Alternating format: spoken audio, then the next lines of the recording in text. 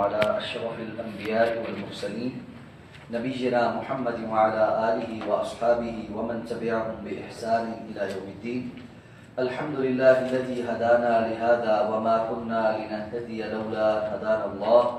رب اشرح لي صدري ويسر لي أمري واحلل عقدة من لساني يفقهوا قولي.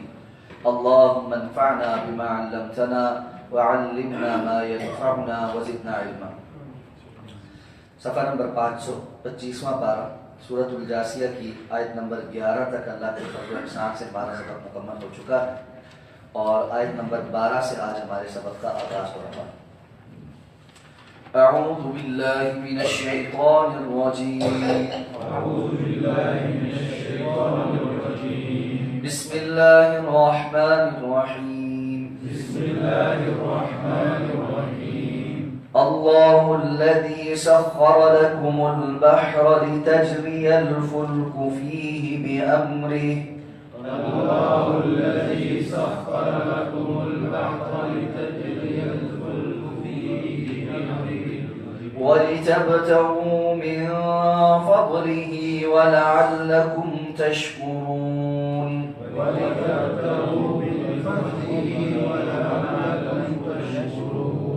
وسخر لكم ما في السماوات وما في الأرض جميعا منه.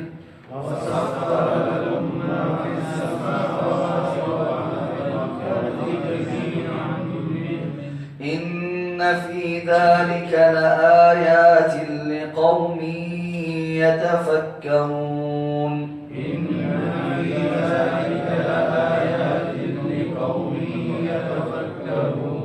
قل للذين آمنوا يغفروا للذين لا يرجون أيام الله.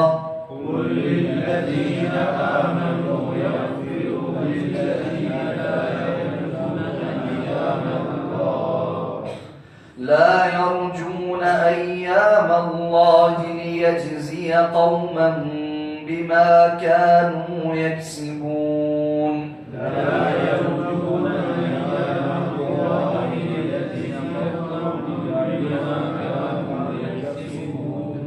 من عمل صالحا فلنفسه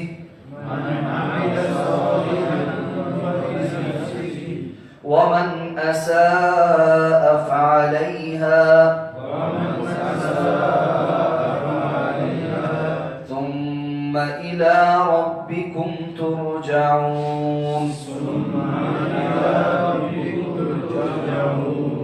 بسم الله الرحمن الرحيم.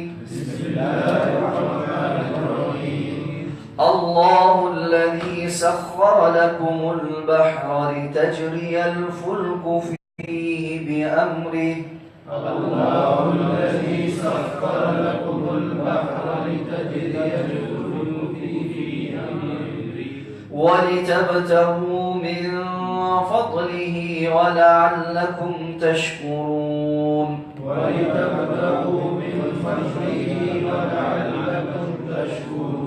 وسخر لكم ما في السماوات وما في الأرض جميعا منه.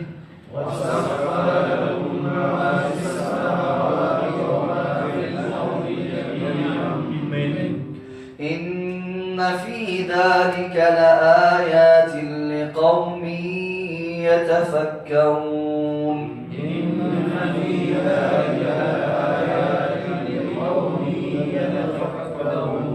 قل للذين آمنوا يغفروا للذين لا يرجون أيام الله.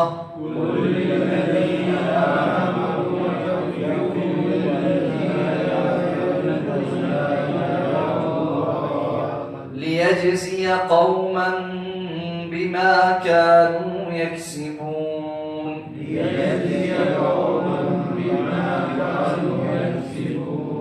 من عمل صالحا فلنفسه ومن أساء فعليها ثم إلى ربكم ترجعون. گزشتہ آیات میں اللہ رب العزت نے ایسے لوگوں کے متعلق ارشاد فرمایا کہ جو اللہ کی آیات کو سن کر تکبر کرتے ہیں اور اس طرح سنی انسنی کر دیتے ہیں کہ جیسے انہوں نے کچھ سنا ہی نہ ہو، اور ساتھ میں صرف اپنے مطلب کی کچھ باتوں کو استہزاء مذاق اڑانے کے لیے کوٹ کرتے پھرتے ہیں. فرمایا ان کے لیے رسوا کن عذاب ہے اور ان کے پیچھے جہنم ہے، اور ان کا کوئی کام ان کو اللہ کے عذاب سے نہیں بچا سکے گا، اور نہ ہی وہ لوگ جنہوں نے اللہ کے سوا اپنا ولی بنایا، اور ان کے لیے بہت بڑا عذاب اللہ نے تیار کر رکھا ہے. اور فرمایا کہ یہ جو کتاب ہے یہ ہدایت ہے، اور جن لوگوں نے کفر کیا ان کے لیے اللہ رب العزت نے ایک مخصوص عذاب جو دردناک ہے وہ تیار کر رکھا. اب فرمایا اللہ الذی سخر لکم، اللہ ہی ہے جس نے مسخر کر دیا تمہارے لیے البحر، سمندر کو، لتجری الفلک فیہ بامری، کہ تاکہ اس کے اندر چلے بحری جہاز اللہ کے حکم سے، وَلِتَبْتَغُوا مِنْ فَضْلِهِ، اور اس لیے بھی کہ تم اس کا فضل تلاش کرو، وَلَعَلَّكُمْ تَشْكُرُونَ، اور تاکہ تم شکر گزاری کرو. وَسَخَّرَ لَكُمْ مَا فِي السَّمَاوَاتِ وَمَا فِي الْأَرْضِ جَمِيعًا مِنْهُ، اور اس نے مسخر کیا ہے آسمانوں میں جو کچھ ہے اور زمین میں جو کچھ ہے سب کا سب اس کی طرف سے. إِنَّ فِي ذَلِكَ لَآيَاتٍ، یقیناً اس میں نشانی ہے، لِقَوْمٍ يَتَفَكَّرُونَ، ایسی قوم کے لیے جو غور و خوض کرے، جو فکر کرے. قل، آپ کہیے، لِلَّذِينَ آمَنُوا، ان لوگوں سے جو ایمان لائے، يَغْفِرُوا لِلَّذِينَ لَا يَرْجُونَ أَيَّامَ اللَّهِ، کہ وہ درگزر کر دے ان لوگوں سے جو اللہ کے ایام کی امید نہیں رکھتی. لِيَجْزِيَ قَوْمًا بِمَا كَانُوا يَكْسِبُونَ، تاکہ وہ بدلہ دے ایک ایسی قوم کو جو کچھ انہوں نے کمایا. من عمل صالحا فلنفسه، تو جو کوئی نیک عمل کرے گا تو اپنے ہی نفس کے لیے. ومن اساء فعليها، اور جو کوئی برا کرے گا تو وہ اس پر ہی ہے. ثم الى ربكم ترجعون، اور پھر تم اپنے رب کی طرف لوٹائے جاؤ گے. اب اللہ نے فرمایا کہ اللہ کی نشانیوں میں سے ایک نشانی یہ بھی ہے کہ اللہ نے سمندر کو تمہارے لیے مسخر کیا. سمندر کے پانی کا نظام اللہ نے ایسا بنایا ہے کہ اس کے اندر بندہ کوئی چھوٹا سا کنکر بھی ڈالے وہ تو ڈوب جاتا ہے، لیکن لاکھوں ٹن وزنی لوہا ایک مخصوص شکل دے دی جائے، اس کو چپٹا کر دیا جائے تو وہ اللہ کے حکم سے سمندر کے اوپر تیرتا چلا جاتا ہے. اللہ تعالیٰ نے اگر پانی میں یہ تاثیر نہ رکھی ہوتی تو انسانوں کے لیے کس قدر بڑی مشکلات پیدا ہو جاتی، اس کا اندازہ بھی لگانا انسانوں کے لیے محال ہے. آپ دیکھیں اس وقت بھی پوری دنیا کی سب سے زیادہ تجارتی جو آسانی ہے وہ سمندر کے ذریعے سے. سب سے بڑے بڑے کارگو شپس جو ہزاروں کی تعداد میں کنٹینرز کو بیک وقت ایک جگہ سے دوسری جگہ لے جاتے ہیں. عالمی معیشت کا انحصار ان سمندری راستوں پر ہے. اور دیکھ لیں ان سمندری راستوں کے اوپر ہی تاریخ میں بھی اور اب بھی بڑی بڑی جنگیں بھی ہوئی ہیں اور دنیا کی سیاست کے محور بھی جو ہے وہ چلتے ہیں. اس وقت اگر ہم پاکستانی اس بات کو بڑے اچھے طریقے سے محسوس کر سکتے ہیں کہ یہ جو سی پیک کا روٹ ہے اور گوادر پورٹ ہے یہ اسی وجہ سے بہت زیادہ اہمیت کا حامل ہے کہ چائنا اور رشیا کے لیے گرم پانیوں تک پہنچنے کا ذریعہ یہ روٹ ہے. اور اس روٹ کو اگر وہ اپنا لیتے ہیں تو گرم پانیوں کی تجارت، مال کی ترسیل اور وصولی ان کے لیے نہایت آسان ہو جاتی ہے. تو آج بھی دنیا کی عالمی سیاست میں جو چند بڑے موضوعات ہیں وہ سمندروں کے روٹ ہیں اور ان کی تجارت ہے. تو اللہ فرماتے ہیں یہ اللہ کی نشانیوں میں سے ہے کہ اللہ نے تمہارے لیے سمندر کو مسخر کیا. تو اتنے بڑے بڑے بحری جہاز اس کے اندر چلتے پھرتے ہیں، پورے پورے پہاڑ جتنا جہاز جو ہے وہ اس کے اندر ایسے جو ہے تیرتا پھرتا ہے. یقیناً اللہ تعالیٰ ہی اس کو سنبھالے ہوئے ہے تو وہ زمین پر یہ پانی بھی اس طرح سے تیرتا ہے. وگرنہ انسان کی کیا مجال ہے کہ وہ کسی چیز کو اس انداز میں پانی کے اوپر جلا سکے۔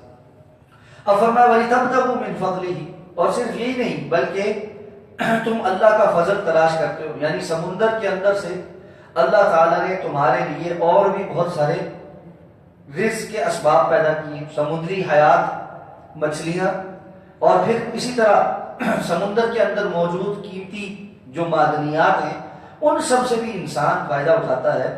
تو فرمایا وَلَعَلَّكُمْ تَشْكُرُونَ، یہ اس لیے کہ تم ان ساری باتوں کو محسوس کر کے اللہ کا شکر ادا کرو کہ جس رب نے تمہارے لیے اس طرح سے بہترین انداز میں رزق کا بندوبست کیا ہے، آسمان سے بھی رزق اتارتا ہے۔ پہلے ارشاد فرمایا کہ وَأَنزَلَ مِنَ السَّمَاءِ رِزْقًا لَكُمْ، کہ اس نے تمہارے لیے آسمان سے رزق اتارا، تو آسمان سے بھی رزق اتر رہا ہے، زمین بھی اپنے خزانے انسانوں کے لیے اگل رہی ہے، اور پھر صرف خشکی نہیں تری بھی اللہ رب العزت نے انسانوں کی خدمت پر لگا دی۔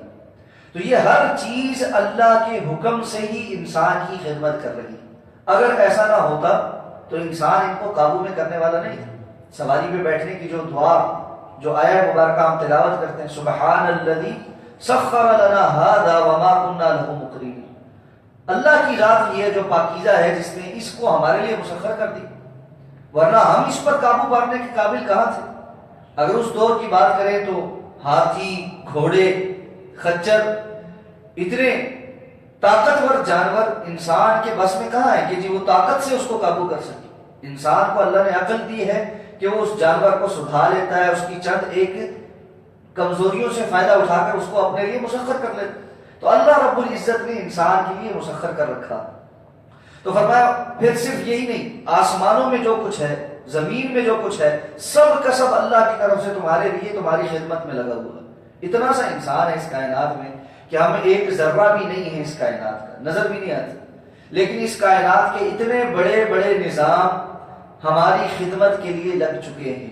اللہ نے اس کائنات کے اتنے بڑے بڑے نظام، اس کائنات میں ہمارے صرف نظام شمسی میں جو سورج ہے وہ کتنا بڑا ہے، لیکن اس کو بھی اللہ رب العزت نے ایک خاص فاصلے پر رکھ کر انسانوں کی خدمت پر لگایا ہے کہ روشنی کا بندوبست بھی ہے، پھر تپش کا بندوبست بھی ہے، اور زمین کے اندر جو پیداواری صلاحیت پیدا ہوتی ہے وہ بھی سورج کی کرنوں کے پڑنے کی وجہ سے بنتی ہے۔ تو یہ ساری صرف یہ ایک چیز کی بات، ہر چیز، ما فی السماوات و ما فی الارض جمیعا من، ہر چیز جو آسمانوں میں ہے، ہر چیز جو زمین میں ہے، سب کا سب اللہ کی طرف سے انسان کے لیے مسخر کر دیا گیا ہے۔ لیکن اس کے اندر نشانی ہے کس کے لیے؟ غور و خوض کرنے والی قوم کے لیے، کہ کس طرح اللہ رب العزت نے ہر چیز کو انسان کے لیے خدمت پر معمور کیا ہے۔ تو پھر مطالبہ کیا ہے؟ لعلکم تشکرون، تاکہ تم شکر گزار بن جاؤ۔ اور شکر گزار بننے کا طریقہ کیا ہے؟ اللہ کی اطاعت اور فرما برداری کرو۔ اب یہ اطاعت اور فرما برداری کرنے میں کچھ لوگ رکاوٹ بنیں گے، ان کے متعلق حکم یہ ہے قل للذین آمنوا، آپ اہل ایمان سے کہیں یغفروا للذین لا یرجون ایام اللہ، ان لوگوں سے درگزر کر دیں جو اللہ کے ایام کی امید نہیں رکھتی۔ یہ ایام اللہ کیا ہے؟ صحیح مسلم کی روایت ہے، رسول اللہ صلی اللہ علیہ وسلم نے فرمایا موسیٰ علیہ السلام اپنی قوم میں موجود تھے اور ان کو نصیحت فرما رہے تھے اور ان کو ایام اللہ سے ڈرا رہے تھے، اور پھر آپ نے خود فرمایا کہ ایام اللہ وہ ایام ہیں جن کے اندر اللہ تعالیٰ بعض لوگوں کو خوشخبری دیتا ہے اور بعض کے اوپر عذاب اتارتا ہے۔ جس طرح اللہ تعالیٰ نے جب موسیٰ علیہ السلام اور بنی اسرائیل کو آزادی دی تو ان کے لیے خوشخبری کا دن تھا، اور اسی دن فرعون اور اس کے حواریوں کے لیے عذاب کا دن تھا کہ وہ غرق ہو گئے۔ تو سابقہ امتوں میں بھی انبیاء اور ان کے ماننے والوں کے لیے عذاب کا دن نجات کا دن ہوتا تھا اور باقیوں کے لیے عذاب کا دن ہوتا تھا۔ تو اللہ فرماتے ہیں وہ لوگ جو اللہ تعالیٰ کی ان ایام، جن کو اللہ تعالیٰ فرماتے ہیں وَتِلْكَ الْأَيَّامُ نُدَاوِلُهَا بَيْنَ النَّاسِ، یہ ایام کا، دنوں کا پھیر دینا جس کو ہم لوگوں کے درمیان الٹ پلٹ کرتے ہیں، ٹھیک ہے، کہ کبھی کسی کو عروج ہے، کبھی کسی کو زوال ہے، تو کسی کو عروج کوئی غالب ہو رہا ہوتا ہے تو کوئی مغلوب ہو رہا ہوتا ہے۔ تو وہ لوگ جن کو اس طرف توجہ نہیں ہے، جو سمجھتے ہیں کہ ہماری چودراہٹ چل رہی ہے، ہم مسلمانوں کو تنگ کر سکتے ہیں، تکلیف پہنچا سکتے ہیں، تو کبھی وہ وقت نہیں آئے گا جب مسلمان جو ہے وہ اس قسم کی پوزیشن میں ہوں گے کہ وہ ہمیں پھر تکلیف پہنچا سکے۔ ان کا خیال ہے کہ بس ہماری چودراہٹ ہمیشہ قائم رہے گی۔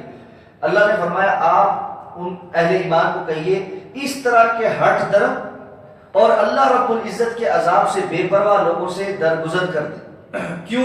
دو وجوہات، لیجزی قوما بما كانوا یکسبون، تاکہ اللہ ہی بدلہ دے ہر قوم کو، ہر گروہ کو جو اس نے عمل کیا، اہل ایمان کو صبر کا اور کافروں کو ان کی بے راہ روی کا عذاب کی صورت میں۔ اسی لیے فرمایا من عمل صالحا فلنفسہ، تو اب جو کوئی اچھا عمل کر کے آئے گا تو اپنا ہی فائدہ کرے، جو برا کرے گا اپنے لیے وبال لے کر آئے گا، اور پھر اس دنیا کی زندگی نے ختم ہو جانا ہے اور لوٹ کر تم سب کو اللہ کی طرف ہی جانا ہے۔ تو اس نے وہاں پر پورا حساب کرنا ہے۔ اب یہاں پر ایک اہم بات ہے کہ اہل ایمان کو کہا جا رہا ہے کہ وہ ایسے کافروں سے درگزر کر دیں، تو کیا قتال اور جہاد کا کیا حکم موجود نہیں ہے؟ یہ کس طرح سے ہے؟ یہ درگزر کیسے ہوگا؟ اس آیہ مبارکہ کے متعلق بعض مفسرین کا خیال ہے کہ یہ مکہ المکرمہ میں ابھی جب جہاد کی اجازت نہیں تھی اس وقت کی آیت ہے، اور جب جو ہے جہاد کی باقاعدہ اجازت مل گئی، جس طرح سورہ محمد میں ہم نے پڑھا تھا فَإِذَا لَقِيتُمُ الَّذِينَ كَفَرُوا فَضَرْبَ الرِّقَابِ حَتَّى إِذَا أَثْخَنْتُمُوهُمْ فَشُدُّوا الْوَثَاقَ، تو جب یہ آیات نازل ہو گئی تو یہ حکم منسوخ ہو گیا۔ یہ مکہ کا حکم تھا جب تک مسلمان کچھ کمزور تھے، اور اس وقت اگر کافر جو ہے ان کو تکلیف پہنچا رہے تھے تو ان سے درگزر کریں اور انتظار کریں یہاں تک کہ اللہ اپنا فیصلہ لے رہے۔ ایک رائے تو یہ ہے۔ دوسری رائے یہ ہے کہ یہ عموم کا فیصلہ ہے، منسوخ نہیں ہوا۔ ہاں قتال اور جہاد کے اپنے علیحدہ احکامات ہیں، یعنی اوور آل عام طور پر انفرادی سطح پر اگر مسلمانوں کو، کسی ایک مسلمان کو کوئی کافر یا کوئی بندہ اس طرح اپنی باتوں سے یا اپنی حرکتوں سے تکلیف پہنچاتا ہے تو اس پر وہ صبر کرے اور درگزر سے کام لیں، بجائے الجھنے کے اپنے دین کی طرف توجہ دیں، اور ایک وقت آئے گا کہ اللہ تعالیٰ فیصلہ فرما دیں گے۔ ہاں اگر کوئی باقاعدہ منظم طریقے سے مسلمانوں کے خلاف سازش کر کے یا لشکر کشی کر کے، یا مسلمان اس کیفیت میں کہ وہ دوسرے ممالک کو فتح کرنے کے لیے نکلتے ہیں، تو قتال اور جہاد کے احکامات اپنی جگہ موجود ہیں اور وہ مسلمان ریاستوں کا کام ہے اور وہ اس کے لیے احکامات ہیں۔ لیکن انفرادی سطح پر زیادہ حکم اس بات کا ہے کہ مسلمان درگزر سے کام لیں۔ قرآن مجید کی بہت ساری آیات جو ہے وہ اس بات کی طرف رہنمائی کرتی ہیں، خصوصاً ایسے معاشرے میں جہاں پر مسلمان اور کافر اکٹھے رہتے ہوں، عموماً ایک دوسرے کے ساتھ اٹھتے بیٹھتے، محلے داری ہے، تو ایسے میں معاملات کیا ہوں گے؟ ایسے میں معاملات ہی ہوں گے کہ درگزر کریں، روز روز لڑائی تو نہیں کی جا سکتی۔ عرب مسلمانوں کا ملک نہیں ہے، اگر انڈیا کے مسلمان ہیں وہ روزانہ کوئی تکلیف دیتا ہے، کوئی باتوں میں کوئی بات سنا جاتا ہے، کوئی چھوٹی موٹی اس طرح کی جو باتیں چلتی رہتی ہیں، یا جس طرح مظاہرے ہو رہے ہیں یورپ کے اندر، جرمنی میں اور دیگر جگہوں پر کچھ جماعتیں ہیں جو اپنی سیاست چمکاتی ہیں اور مسلمانوں کے خلاف باقاعدہ طور پر جلوس نکالتے ہیں۔ اب کیا کیا جائے گا؟ ان کے ساتھ قتال کیا جائے گا؟ وہاں قتال ابھی پاسبل نہیں، ممکن نہیں، تو وہاں کے مسلمان کیا کریں گے؟ یغفر للذین لا یرجون ایام اللہ، وہ اس وقت وقتی طور پر ایسے لوگوں سے درگزر کریں گے یہاں تک کہ اللہ تعالیٰ ان کا معاملہ خود سمیٹ دے، اور پھر اگر اسی طرح وہ دنیا گزر گئی یا اسی حالت میں موت آ گئی تو اللہ نے فرمایا پھر اللہ تعالیٰ نے ہر کسی کا حساب کرنا۔ تو ایسے مسلمان جن کا ایسے لوگوں کے ساتھ صبح و شام کا اٹھنا بیٹھنا ہو، اچھا پھر اس میں وہ لوگ بھی شامل ہیں، لیکن اللہ تعالیٰ نے یہ بڑا یہاں پر ایک کمپریہنسو لفظ استعمال کیا، الذین لا یرجون ایاما، یہاں کفر کا صرف وقت نہیں، معاملہ نہیں۔ بعض لوگ مسلمان معاشروں کے اندر بھی بظاہر مسلمان نفاق اتنا کوٹ کوٹ کے اندر پڑا ہوا ہے، بھرا ہوا ہے کہ ان کو کوئی آخرت کی فکر نہیں ہے، کوئی اس بات کی فکر نہیں ہے کہ ہم اہل ایمان کو تکلیف دے رہے ہیں تو ایک وقت ایسا بھی آئے گا ہمیں اس کو دنیا میں بھگتنا پڑے گا۔ یہ ان کے لیے بھی ہے، ہم مسلمان معاشروں میں بھی، کہ ایسے لوگ جو دین سے نفرت کرتے ہیں اور دیندار لوگوں سے نفرت کرتے ہیں، سارا ٹائم ان سے الجھتے ہی نہ رہیں، ایک لڑائی نہ لگا کے رکھیں، بلکہ درگزر سے کام لیں، اچھے اخلاق کا مظاہرہ کریں۔ بہت حد تک ممکن ہے کہ ایسے لوگ آپ کے بہتر اور اچھے اخلاق کی وجہ سے مسلمان ہوں، آپ دیکھیں اللہ کے رسول صلی اللہ علیہ وسلم کی سیرت میں اس طرح کے واقعات لا تعداد ہیں کہ اللہ کے رسول صلی اللہ علیہ وسلم نے تکلیف پہنچانے والوں کے ساتھ درگزر سے کام لیا اور کچھ عرصہ گزرا کہ وہی شخص مسلمان ہو کر آپ صلی اللہ علیہ وسلم کا کلمہ پڑھ بیٹھے. تو یہ اصل حکم ہے. اصل حکم دین کے معاملے میں یہی ہے اور یہی صبر ہے کہ اگر کوئی آپ کو دین کے معاملے میں تکلیف پہنچاتا ہے تو جس حد تک ممکن ہو اس سے درگزر کیا جائے, اس سے اچھا اخلاق بڑھتا جائے. لیکن اگر وہ ایک حد سے آگے نکلے اور معاملہ اتنا بڑھ جائے کہ وہ شاعر اسلام کے متعلق باقاعدہ الذین یصدون عن سبیل اللہ کے رویے پر آ جائے اور گروہ بندیاں کر کے مسلمانوں کے خلاف باقاعدہ قتال کے لیے میدان اتر آئے, پھر ظاہر بات ہے مسلمان بھی اس معاملے میں آزاد ہیں اب, اور وہ پھر قتال کے احکامات باقاعدہ اپنے تمام تر شروط اور ضوابط کے ساتھ لاگو ہوں گے. تو یہ عمومی معاملہ ہے. اس کو دوسری رائے مفسرین کی یہ ہے کہ یہ منسوخ حکم نہیں ہے, یہ عمومی حکم ہے اور جس کو مسلمانوں کو عمومی طور پر اپنانا چاہیے. اللہ تعالیٰ مجھے اور آپ کو سمجھ کر عمل کرنے کی توفیق عطا فرمائے. سبحانک اللہم و بحمدک نشہد ان لا الہ الا انت نستغفرک و نتوب الیک.